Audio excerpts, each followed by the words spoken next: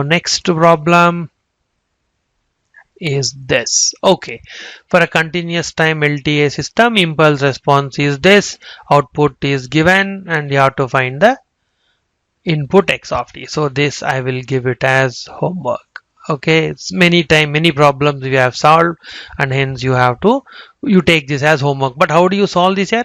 Taking the Fourier transform. Okay, you first you have to find out y of j omega. So now you already know h of j omega, and hence we know the relation between h, y and x. So what is that?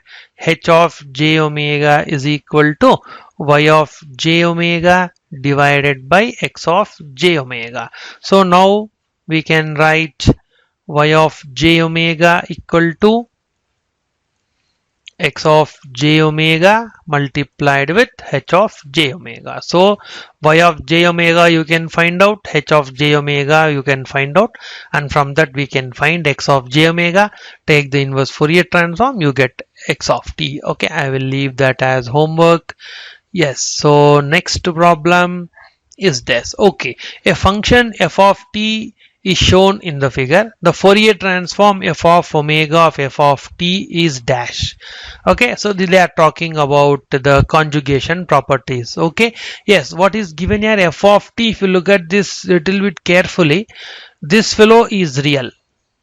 Why? Amplitude of the signal is always real, and this fellow is odd. Why? We can see that. So real means what? F of t equal to, or f star of t, correct? F star of t equal to f of t, and this fellow is odd, implies this is equal to f of minus t, minus f of minus t. So what will happen to the Fourier transform here? Because the function is real and odd, correct? This is real and odd. Definitely the plot, from plot itself you can easily get that this function is odd. So because this function is both real and odd, its Fourier transform should be imaginary and odd. So which one is correct? Fourier transform is imaginary and odd. So choice C is correct.